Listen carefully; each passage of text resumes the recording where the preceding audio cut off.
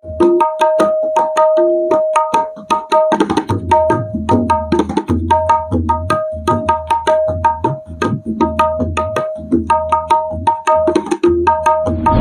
दीना तिरकड़ दीना धागे न धीक दीनाड़ा, तीक दीना तिरकड़ दीना धागे न धीक दीनाड़ा। तो इसका निकास कैसे जरा देखा जाए।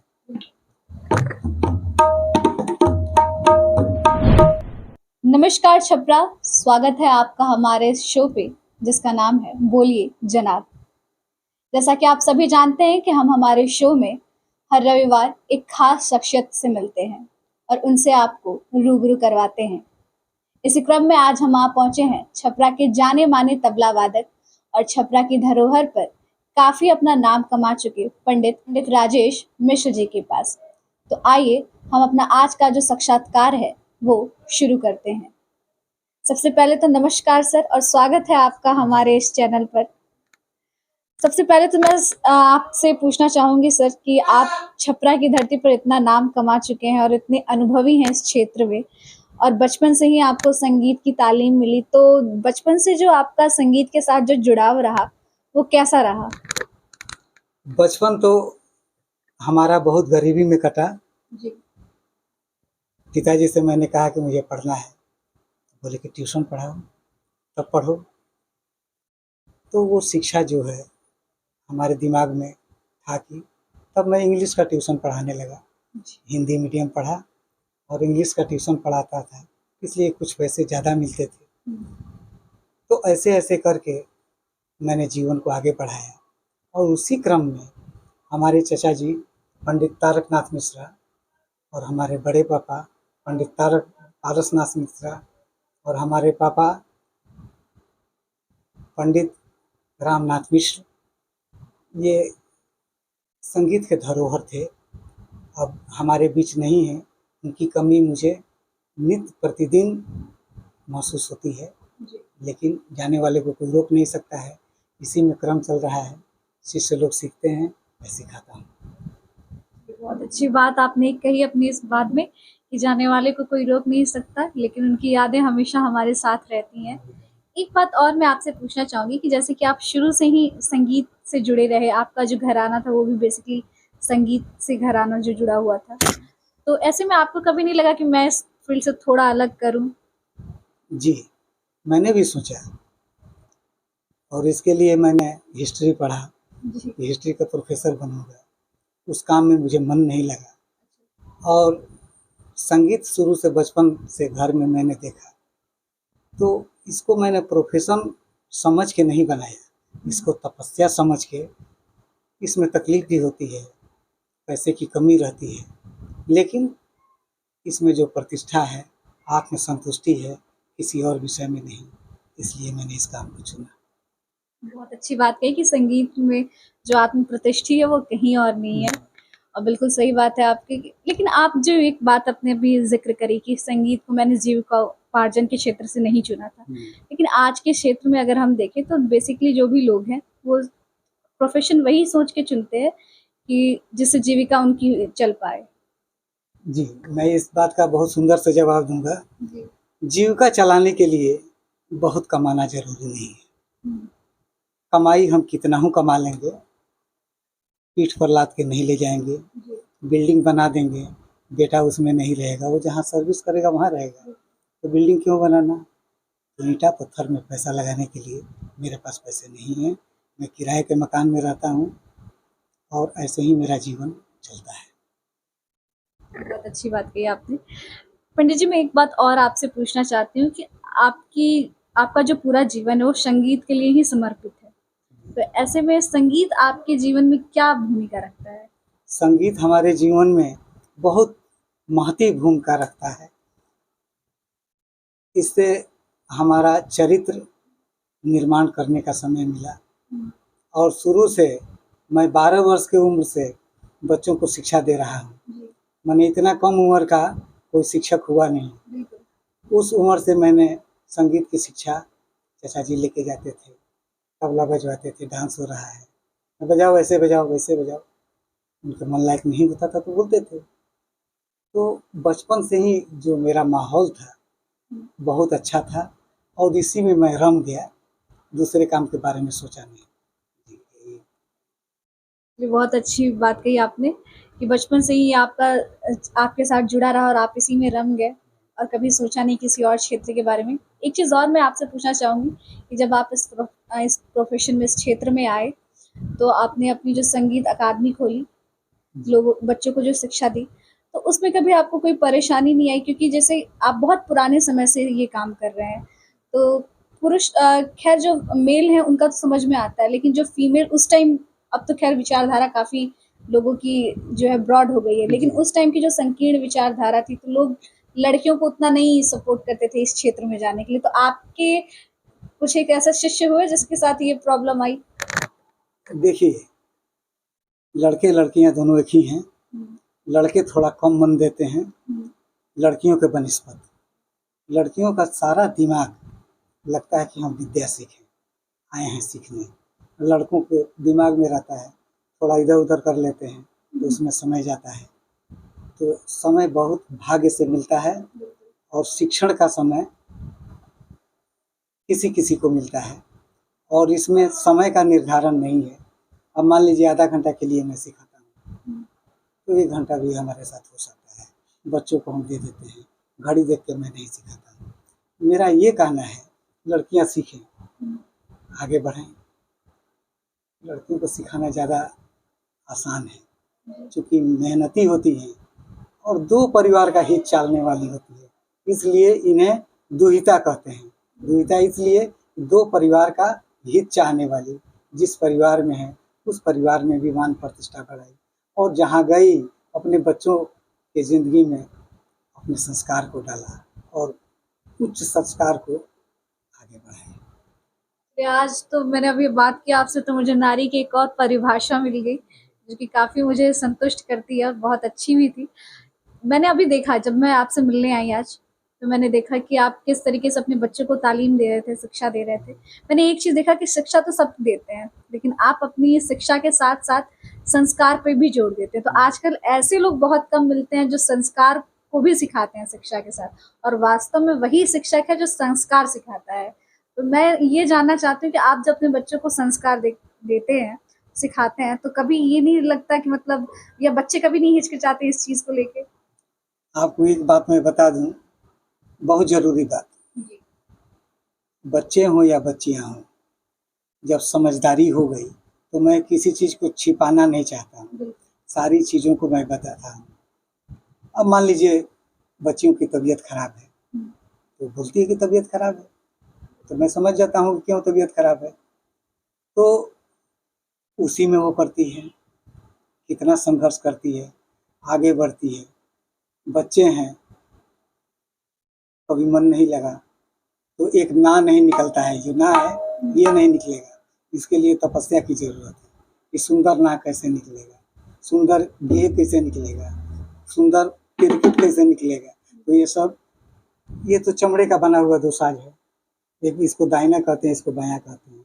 इसमें 2 आवाज़ है, दोनों मिल के एक हो जाए तो संगीत हो जाता है, अगर दोनों नहीं मिले तो संगीत से दूर हो गए। मैं तो इतना ही जानता हूँ।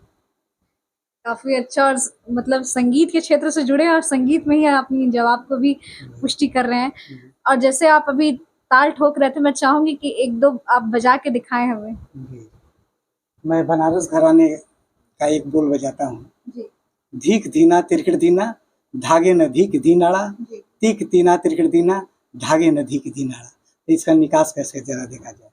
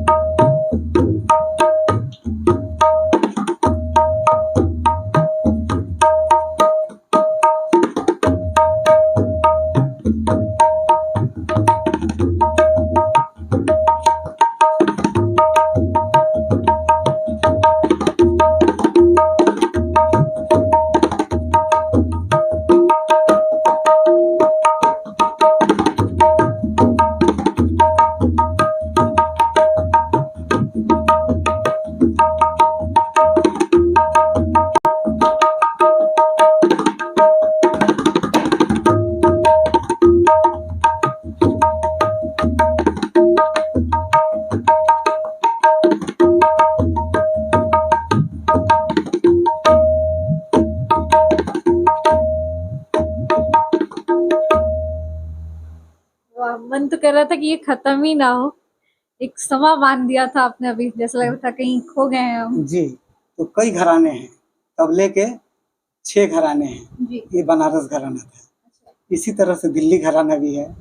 धाती धागे न धातिरकिड़ धाती धाग तीना के न ताती ताके न तातिरकिड़ धाती धाग धीना के। रचना करने वाले ने किया और इसको तरह तरह से लोग बजाते हैं, लेकिन दिल्ली घराने में कैसे बजाते हैं मैं इसको बजाता हूँ।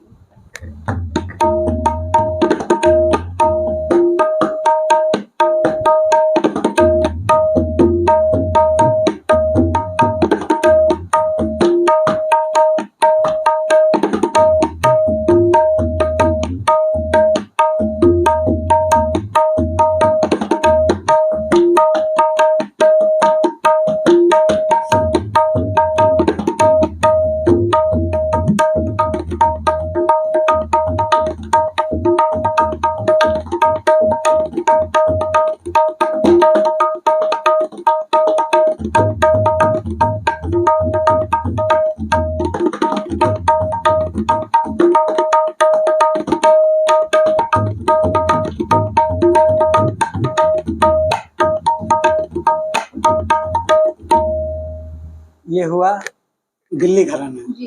दिल्ली घराने में किनार का बाज होता है और दोनों बढ़िया बोलना चाहिए। और तबला की उत्पत्ति दिल्ली घराने से ही है। उसके बाद सारे घराने बने। अब एक पंजाब का बोल सुनिए। धा धक तगिन धक धीना कता गिन धक तगिन धक तगिन धाग तीना गिन तीना धक तगिन धाती धाग धीना गिन धारा धक तगिन धाती धाग तीना। इस तरह से इसका चलन है।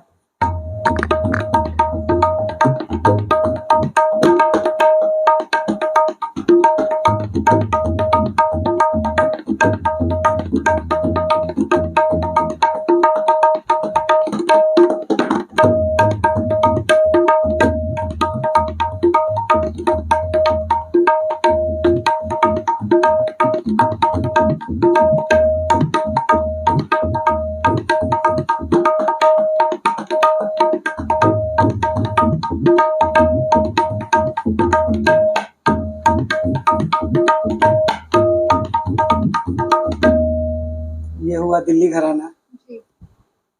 पंजाब घराना, ये पंजाब घराना हुआ। इसी तरह से अजराड़ा घराना है। कई घराने हैं, सब पर चर्चा करेंगे तो घंटों लग जाएगा, इसलिए दो ही घराने को रखते हैं। और बोल तो बहुत हैं, जैसे आप बजाएं। एक बनारस घराने का नादिन धीना जरा सा सुनेंगे। हाँ, इसके स्पेशलिस्ट थे पंडित अनोखेलाल मिश्रा, जो आज नहीं हैं, लेकिन उनके रहमो करम पर बहुत शिष्य तैयार हुए। उन्होंने शिष्यों को कमी में रहते हुए भी फ्री में सिखाया। जिसके पास पैसा नहीं हो उसको खिला पिला के सिखाते थे, जो कमाते थे खर्च कर देते थे। तो पहले के कलाकारों में ऐसा होता था कि उस्ताद हैं, सिखा रहे हैं, राजघराने में नौकरी है, तो एक बधा हुआ पैसा है वही मिलेगा, तो इनको 10 दिन पर घट जाए। तो बादशाह से कहा, जो पैसा आप देते हैं बचता नहीं है। क्यों नहीं बचता है भाई? क्या करें, शिष्य लोग आते हैं, खाने को नहीं रहता है, खिला पिला के सिखाते हैं, पैसा खर्च होता है।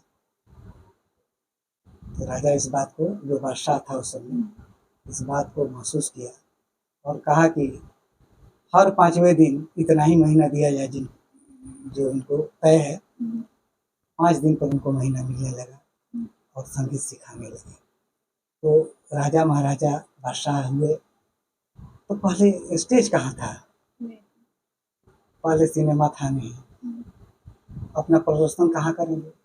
कहीं शादी ब्याह हुआ, किसी बच्चे का जन्म उत्सव हुआ, उसमें गए, कुछ मिल गया, 10-5 कुछ भी मिल जाता था। और मांगते नहीं थे कलाकार कि इतना हमको दीजिए, तो अपने श्रद्धा से लोग देते थे, उसी से काम चलता था। बाकी सिखा के काम चलाता था लोग। ये नहीं तय करता था कि इतना चाहिए हमको। हाँ, ये जरूर था कि आप सीख लिए तो गुरु से आप आशीर्वाद ले लीजिए कि अब आप हर जगह बजा सकते हैं। तो गुरु 12 बरस का समय लेता था। 12 साल तक आप सीखिए, उसके बाद आपको हम अनुमति देंगे। तो उसमें समय कुछ कमाने धमाने लगता था, तो कपड़ा लगता, कुछ मिठाई उठाई देता था वो। तो उस समय नाराबंदी होता था, तब नारा बांधा जाता था, 12 साल के पहले नहीं। तब यहाँ तो आजकल शुरू में नाराबंदी हो जाता है, और नाराबंदी मेरा नहीं हुआ। चाचा जी ने कहा कि तुम 16 घंटा रियाज नहीं करते हो, इसलिए नारा मैं तुम्हें नहीं बांधूंगा। नारा उसको बांधा जाता है जो हमारी इज्जत को, अपने परिवार की इज्जत को, समाज की इज्जत को ऊंचाई तक ले जाता है। बहुत बड़ी बात है जी, यही है। तो ये श्रृंखला बचपन से ही चला आ रहा है, उसी में बजाते थे। बाटा कंपनी में नौकरी भी किया 14 साल, वहाँ भी रिजाइन मारा, वहाँ भी मन नहीं लगा। मन ही ऐसा है तो क्या कीजिएगा, मन का इलाज तो है नहीं। आपका मन जिस काम में लगता है उस काम को ज़्यादा कीजिएगा, अच्छा कीजिएगा, लोगों के लिए सुगम कीजिएगा। तो संगीत बच्चे सीखें, आगे बढ़ें। बच्चे देश के भविष्य होते हैं, इसलिए बच्चों को ध्यान देना चाहिए। मेरा तो यही मानना है। बहुत सही मानना है आपका। एक चीज मैं और पंडित जी आपसे पूछना चाहती हूँ कि आपने जो ये संगीत में जो भी सीखा है, तो उसके लिए आपने इसमें डिग्रियां भी ली हैं या फिर जो भी सीखा आपने अपने घराने से ही सीखा है? घराने से सीखा है, डिग्री भी मैंने लिया है। मैंने भास्कर किया है, और हमारे कम से कम हजारों बच्चे भास्कर कर चुके हैं, और प्रभाकर तो पता नहीं कितने किए हैं। कई सर्विस में हैं, 300-400 तो सर्विस में हैं लोग, डांस में, गाना में, सब मिला के आगे बढ़ रहे हैं। एक और मैं आपसे अभी थोड़ा सा अपने सवालों की ओर आगे बढ़ते हैं और थोड़ी सी वास्तविकता जो जीवन में है उस पे आते हैं हम, कि पुराने समय में जो संगीत था और आज के समय में जो संगीत है उसमें कितना फर्क है, क्योंकि पुराने समय में जो संगीत था वो लोग पूजा की तरह उसको मानते थे, और अब जो है वो कहीं ना कहीं थोड़ा बहुत व्यापार के लिए लोग उसका इस्तेमाल करने लगे हैं। तो आपकी नज़र में पंडित जी कितना फर्क है इस चीज में? देखिए, ये व्यापार का विषय है नहीं। मैं प्रथमतः यही बात बोलूँगा, ये व्यापार का विषय नहीं है। व्यापार जब आप कीजिएगा तो नफ़ा नुकसान के फेर में लग जाइएगा, और जब नफ़ा नुकसान के फेर में रहिएगा तो कहीं न कहीं आपका ध्यान भटकेगा कि वो बच्चा ज़्यादा देता है, ये कम देता है, तो इस तरह की भावना मन में आएगी। और जब शिक्षा दे रहे होते हैं तो इस ध्यान को निकाल देना चाहिए। ये व्यापार नहीं है, ये तपस्या है, इससे आगे बढ़ा जा सकता है। बिना तपस्या किए हुए मैंने नहीं देखा है। और पुराने ज़माने में होता था क्या, गुरु भी पढ़े लिखे नहीं और शिष्य भी पढ़े लिखे नहीं। सोचने वाली बात है। गुरु भी पढ़े लिखे नहीं, उनको पूरा चौपाई याद है, सबका अर्थ याद है, पढ़ नहीं सकते हैं, सुन के याद कर लेता था। हमारी माता जी थी, 53 बरस की अवस्था में गुजरी हैं। वो लाखों का हिसाब मुजबानी, इतना हो भारी जोड़ दे दीजिए, बना देती थी, कागज कलम नहीं लेना है। तो इस तरह की प्रतिभाएं होती हैं। और पहले पढ़ाई लिखाई को जरूरी नहीं समझा जाता था। आप लड़की हैं तो आपको रोटी बनानी आनी चाहिए, और जेंट्स को भी रोटी सब्जी सब कुछ बनाना आना चाहिए। तो बाहर जाएगा, पत्नी घर में रहेगी, कमा के भेजना है, परिवार को चलाना है। तो 12 बरस 14 बरस तो लोग बाहर कमाते थे, वहीं से भेजते थे। कभी आए छुट्टी में तो बाल बच्चा हुआ, तो बाल बच्चा एक दो नहीं, 10-10 बाल बच्चे। तो ऐसे ही जीवन लोग तपस्वी के तरह काट देते, और एक नारी ब्रह्मचारी, यही मानते हैं। बहुत नारियों की जरूरत नहीं है, एक नारी अगर बढ़िया मिल गई तो आपका जीवन धन्य है, नहीं तो आप बेकार हैं। मेरा यही मानना है। बहुत अच्छी बात कही। लास्ट में मैं अंत में एक सवाल पूछना चाहूंगी और अपने दर्शकों की तरफ से ये सवाल मैं रखना चाहूंगी कि आज जो हमारे परिवेश में और जो भी नए संगीतकार उभर रहे हैं उनके लिए आप अपनी तरफ से क्या संदेश देना चाहते हैं?